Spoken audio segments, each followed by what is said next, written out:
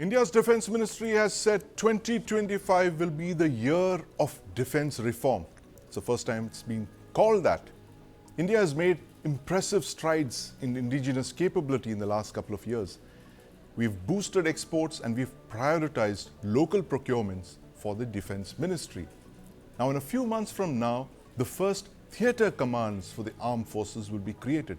The plan is to have just 3 theatre commands, a Northern Command, a Western Command and a Southern Command. This is one of the biggest reorganizations of the Indian Armed Forces. A new defence procurement procedure is expected this year. This procedure will speed up arms buys. Now, joining me to discuss what else India needs to make its defence ministry fit for purpose are Lieutenant General D.S. Hooda, Rahul Chaudhary and Commodore Arun Gulaya. Gentlemen, welcome to the News9 Plus show. Thank you, Sandeep. Thank you very much.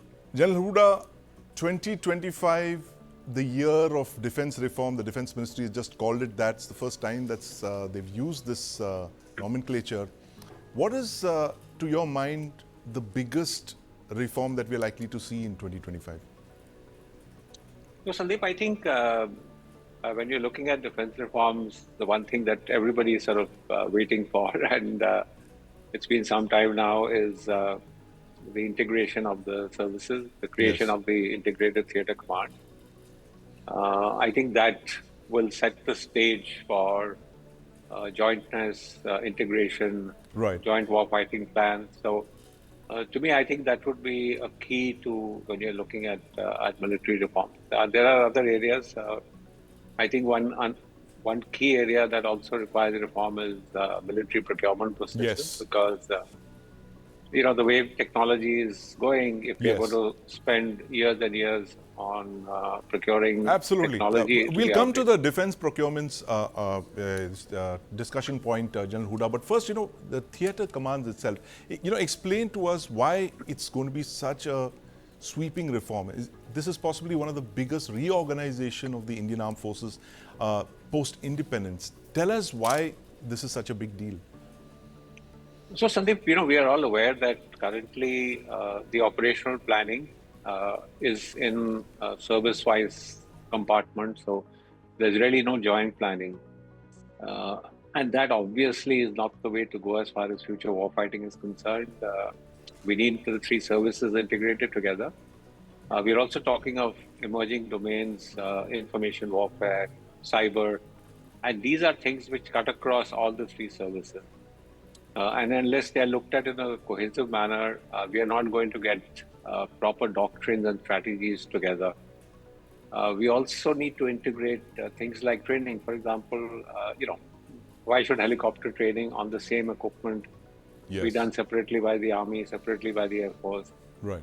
So this integration will not only bring efficiencies in war fighting, I think also efficiencies as far as finances and how we spend money is concerned. Yes.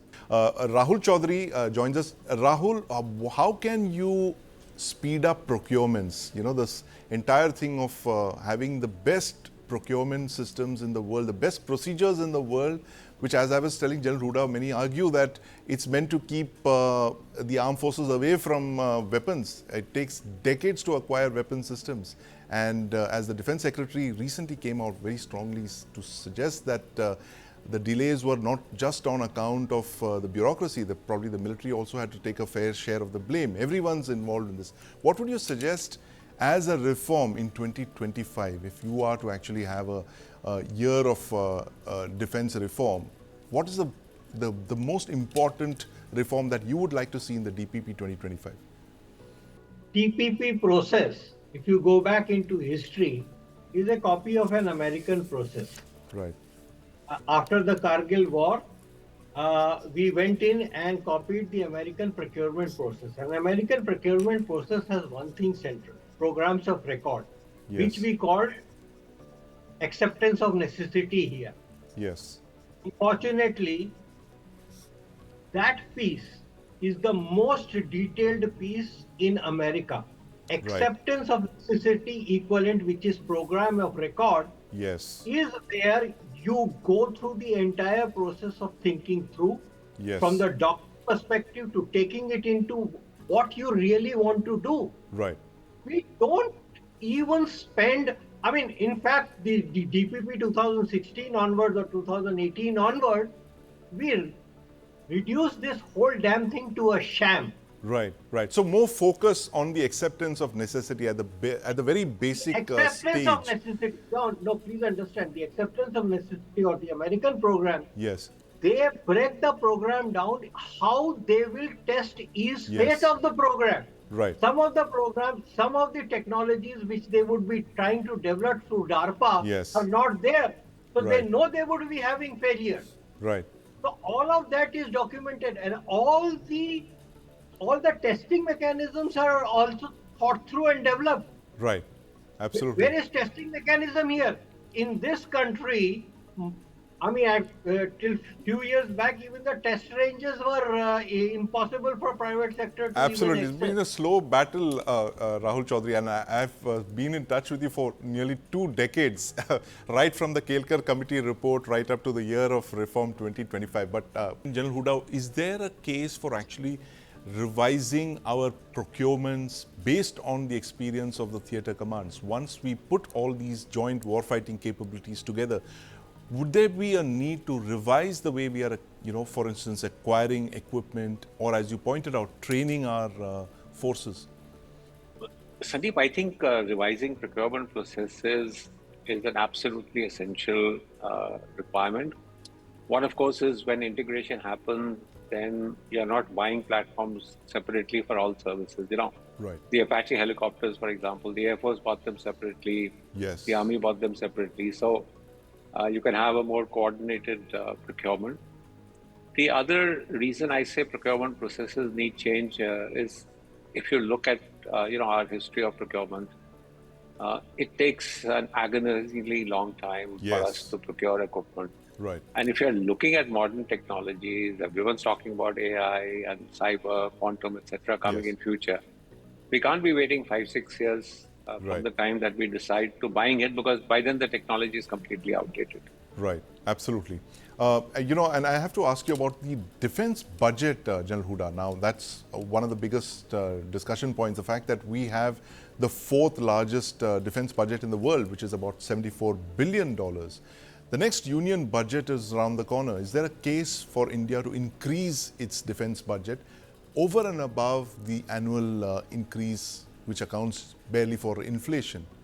So, Sandeep, we know that right now, when we're talking of modernization, the modernization expenditure is about 20 to 22% of the overall defense budget. Yes. And obviously, this is not sufficient. You cannot cut down pay and allowances, you cannot Yes. cut down pension, you cannot cut down revenue costs because, as more and more soldiers have got deployed on the LAC, Yes. revenue costs, obviously, to maintain them, to support them, is going to increase. So there is definitely, I think, in my personal opinion, a case for at least enhancing the modernization budget amount and not looking at the overall size of the budget and saying, look, our budget is so large. It has to be based on your capability requirements. We are seeing, for example, the Air Force really running short of fighter aircraft squadron. Yes. There is the Indian defense budget currently, General Huda, is less than 2% of the GDP.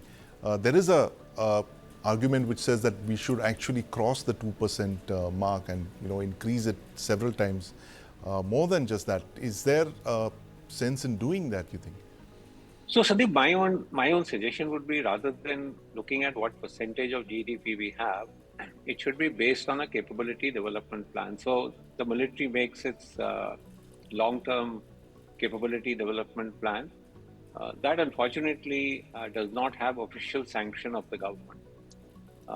I would suggest that funding should be based on your long-term capability development plan, Right. which the government approves and says, okay, over the next 10 years, these are the kind of capabilities that are required, and we will fund you according to the capabilities. Right now, I think it's a more ad hoc sort of Yes. allocation. So rather than saying 2.5%, 3%, Right. I think it would be better if we go as per a capability development plan.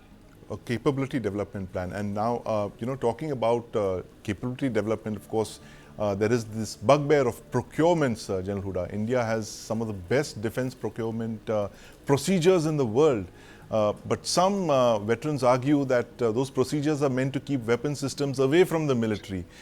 They take so long, several years, in trials, in procedures and all of that. The defense procurement procedure is up for review this year. What changes would you like to see in the DPP 2025 to speed up acquisitions of weapon systems? So one, of course, is, as you mentioned, the whole process that goes through creation of the GSQR, which is the qualitative requirement of the weapon system, takes a very long time. Often it changes very, very quickly, as we've seen in case of for rifles, for example. Yes. So once the GSQR is made, we need to completely freeze it. Right.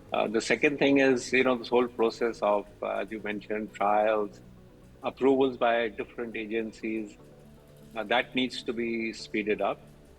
And I think some dispensation needs to be given for high-tech, products. You can't have high-tech products and traditional conventional weaponry being procured with the same procedures and processes. Right. So some speeding up of high-tech products, some exceptions that need to be granted. These are issues that I think we need to take and look up in our new procurement. It's an interesting observation, Jal Huda. The fact you said that everything from a boot to a fighter aircraft, they use the same DPP procedure, you could say that. But Commodore Arun Golaya joins us. He's a combat veteran of combat within the Defense Ministry. He's fought very hard for very, very cutting-edge naval programs that he's helped implement. Commodore Golaya, welcome to News9. Tell us what you would like to see in the defense procurement procedure in 2025, based on all the projects that you've steered for the Indian Navy, which is at the forefront of tech development. What would you like to see as General Huda said, everything from a boot to a fighter aircraft is decided by the defense procurement procedure. How would you streamline things to acquire high technology? And how would the DPP be reformed to handle that? So two things up front. One is, though, there are a lot of things which need to be revised in the DAP. There's no doubt about that. Yes. But having said that, I think some of the changes, especially when it comes to innovation, the chapter which is on innovation, that has been almost completely revised. Right. So any changes which we wanted actually have been agreed to by the government, and they have already been incorporated. That is why you could see the kind of results which could be produced, say, in the Sprint initiative. But I would like to speak not about so much about the procurement, because that's a procedural thing. That amendment can be made. Right. But there are two things, if I can upfront say, which worry me. First is, as we were discussing even earlier, that we like to play follow the leader. Right. I don't know why, but we like to play follow the leader. When the whole world was talking about jointness, we wanted to go the individual service way. Right. Now, I'm not saying the jointness or theatre commands are not important. I'm saying that we should have done it a decade back or maybe 2 decades back. Yes. Now, when everybody else is talking about, the whole of government approach or the civil-military integration, now we're talking about a jointness between the services. Yes. I don't think in today's day and age, when the technology is changing so fast, we can limit it only to tri-services. It'll have to be inter-agency, it'll have to be inter-ministerial, and it'll need an apex level push. So that's something which I wanted to say up front. The second thing, and which is, I think, very important, the recent wars, if you take the Russia-Ukraine conflict, what we need is the surge capability, the surge capacity, which means the services cannot do it alone. You need the entire industrial ecosystem. Yes. Drones, we may buy, you mentioned the successful IDEX products and projects, and yes, we are very proud of that. But if you buy 100 or 1,000 or 2,000 or even 3,000, you will expend those in one day. Yes. Thereafter, it is a question of whose industrial capacity is more and who can manufacture faster. Yes. That means the whole ecosystem has to be there. Surge capability can only come in if you either target exports or you target dual use.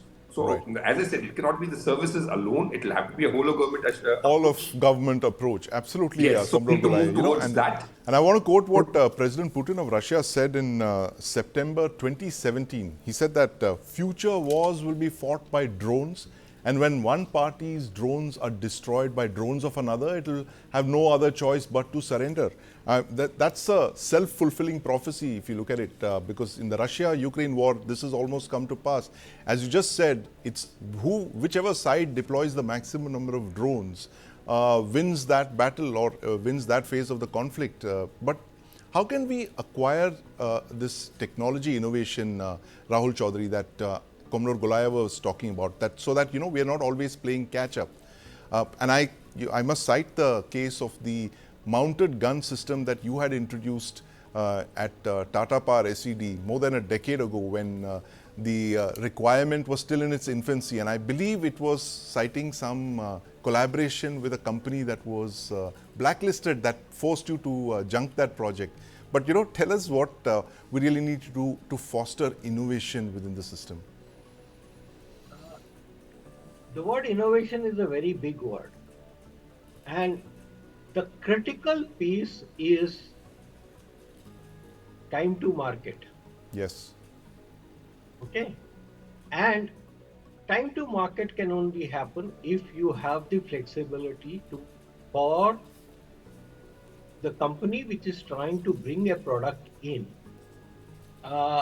have the flexibility to change the product when he is doing the experimentation. Right. Unfortunately, in our system, in Indian system, at even now, Yes. except for some of these IDEC projects, etc., where we are not buying huge industrial capacity weapon systems, we do not have the ability to scale up, create that kind of a capability, and have the feedback loop implemented, because even the private sector company which is going there Yes. does not even have the power. I mean, we have a situation where there is an AHSP concept which still runs most of the major defense procurement, Yes. where the DGQA is responsible for keeping the quality manual, and they will approve what I want to change in my equipment. Yes. I mean, this is an absolute anthem. I mean, this is crazy. I mean, you're talking about innovation. This does not allow anything to happen. Right. Right. Absolutely. The Now, need to. unless and until these kinds of things that, I mean, we have a very good, very nice way of saying "Make in India" and this and that, but Right. the crux of the matter is that faster implementation and quicker projects which are now COTS based. Yes. I mean, commercial. I mean, what is? Just look at the Chinese. Yes. What China did. China, the entire TCS and BMS is what has given China their 5G edge. Yes. Because they did the civil military fusion on those technologies. Right. They created the Baidu, they created that fusion and that IoT capability. Absolutely. And that has given them the edge. Yes. And we've who scrapped in both projects, 2005 both the TCS and the were BMW. way Yes. ahead of the Chinese. Yes. Haven't put any networks into the ground. General Huda, I'm very aware of the war that you fought for the Bharat operating system, the indigenous boss. But this point that Rahul's made about adopting technology, not being as hidebound, how can we speed up the acquisition of technology like this? Simple stuff like commercial off-the-shelf technologies that we can bring in and rapidly induct into the services. So Sandeep, historically what we have seen is that military R&D has led to a large number of products in the civil market. Including the internet itself.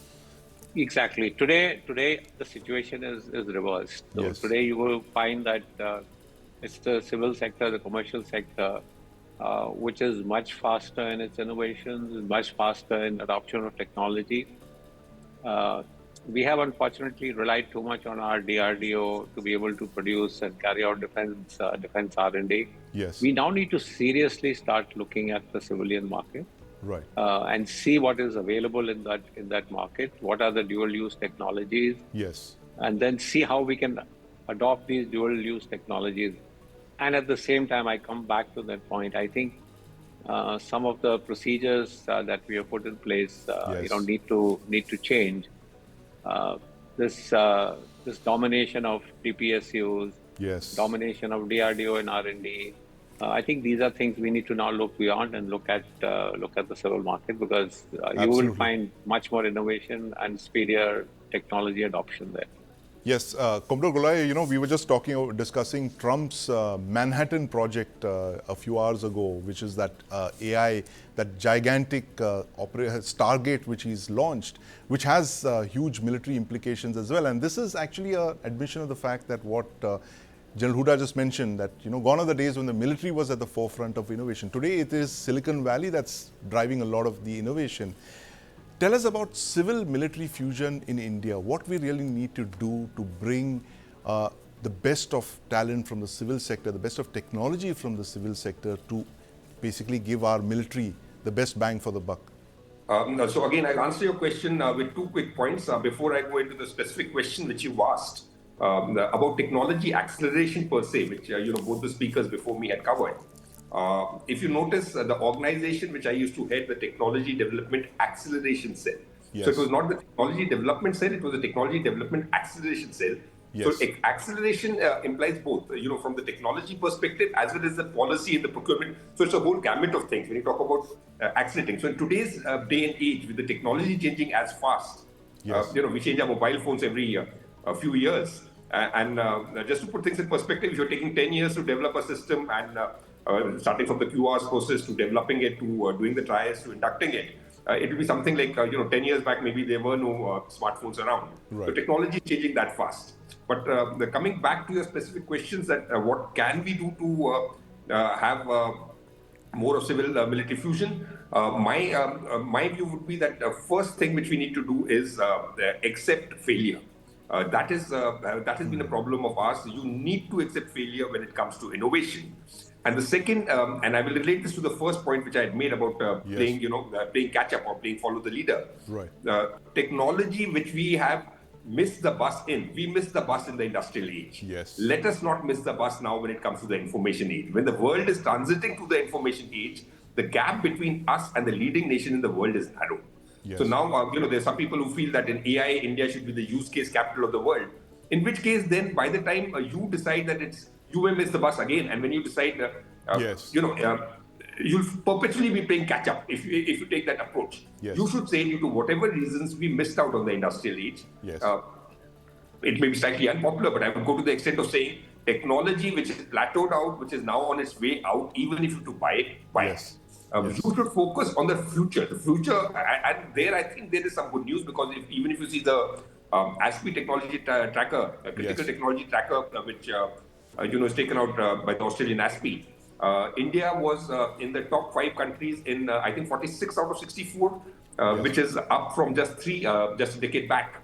So we are moving forward. The news is not all bad, but we need to focus on futuristic technologies yes. rather than focusing on things which are. It is no use sinking your money if you have limited money for R&D yes. into say, and it may be unpopular, into say helicopters. Helicopters are important, but if the whole world is now doing R&D into eVTOLs, that is yes. where we should be focusing our effort, right. is what I feel. Absolutely. Thank you very much, Commodore Golai. The fact is that as the saying goes, that there are no runners up in war, and that is something that should be driving our military reform post-haste. We have no time to waste. We have a lot of catching up to do. We've come a long way actually in the last couple of years, but there is an enormous distance that we have to still traverse. And thank you very much, gentlemen, for joining us and telling us about what we really need to do to accelerate the year of reforms that 2025 promises to be. Thank you very much.